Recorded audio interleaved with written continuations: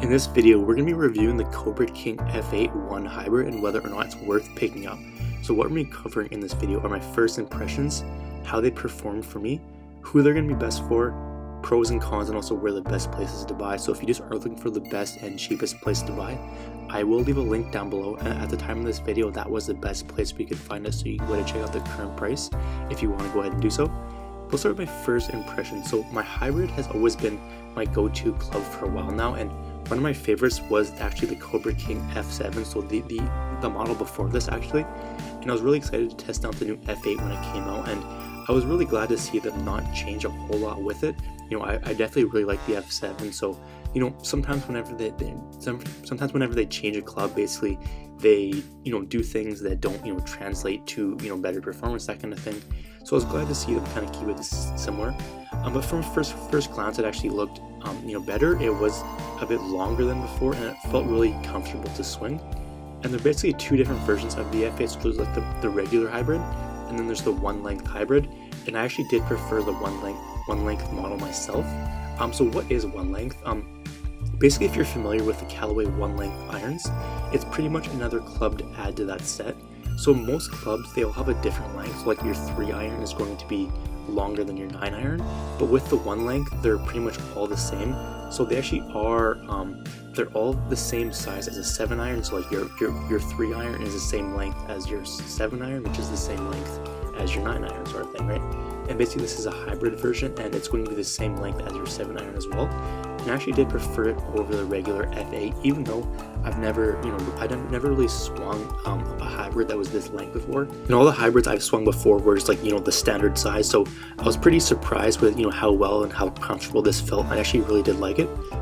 And as you can see right there, so there's basically the club says you go from your pitching wedge all the way up to your hybrid, all the same length. Okay, so what's new with these? So basically the first thing I noticed was the rails on the bottom, and this was one of my favorite features actually. They were actually closer together, and it made it easier to get through thicker grass compared to the F7, which is awesome. The shape is also a little bit different, and it's basically longer and less round, which isn't a huge deal or anything like that. The color of the F8 is now like a steel gray, which I didn't really like as much as the all black F7, but good news is the one length hybrid is still the same black that I prefer. And then just like any other F8 club, it basically comes with Cobra Connect, so you can track like your performance and all that, all your stats and stuff on the app itself, which is pretty cool. So how about sound and feel? So for some reason, I'm super picky when it comes to the way my clubs sound and feel at impact, and a lot of clubs sound and feel hollow to me, and I can't stand that for whatever reason. So it's important for it to be super solid, and the F8 has a fixed hosel, so you can't adjust it or anything like that, which is probably best for like mid to high handicaps, because generally the more stuff you have to adjust or tweak, it just kind of messes with your game. And I found that for me, especially being like a mid or a high, just generally having it standard as one thing is generally best. And I noticed that it definitely felt firmer in my opinion, which I definitely did like. But basically you can pick from like 4 different lofts, and I think that's going to be best for your average golfer. So how did it perform for me? So the reason I like this club so much is that it's designed to help someone with a mid to low swing speed like myself. It went pretty much the same distance as my 5 iron. So I had the 4 hybrid, which is really similar to my 5 iron, but the ball flight was a lot higher, which not only helped help confidence and all that stuff, but also helped land the ball a little softer on the green. So generally with my 5 iron, it's more of a lower, so pretty much if it hits the green, if I'm shooting from a long distance, it's going to bounce off. But if it can come in a little bit higher, come down a little bit steeper, it's going to land a little softer, which is awesome.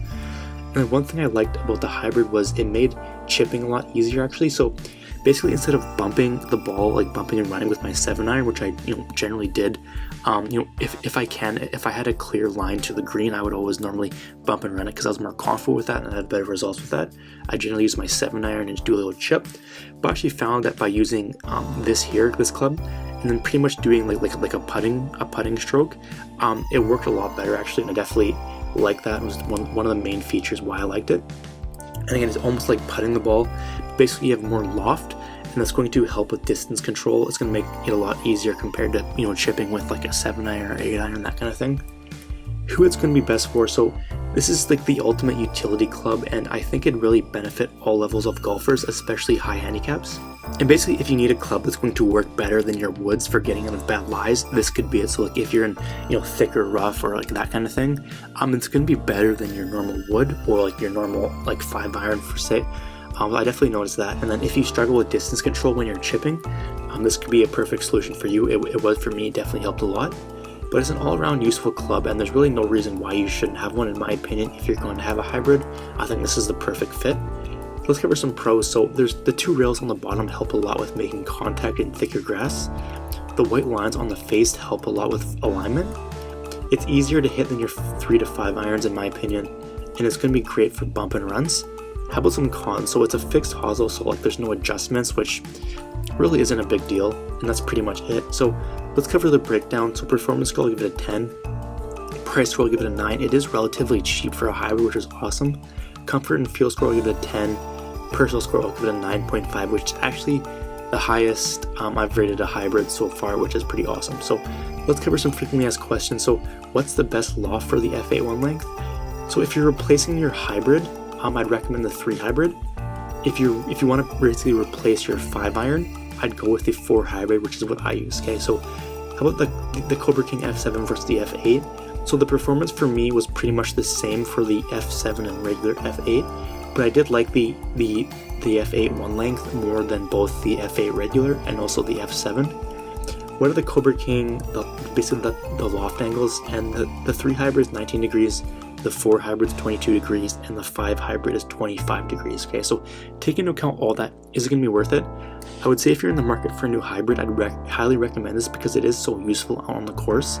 It's great for just if you want to use it as a regular hybrid with your full shots, but it also works really well for getting out of bad spots and also around the green for chipping, and that's why I liked it so much, and that's why I recommend it. So the cheapest place I could find is in the description down below, so you can go ahead and check out the price if you want to go ahead and do so.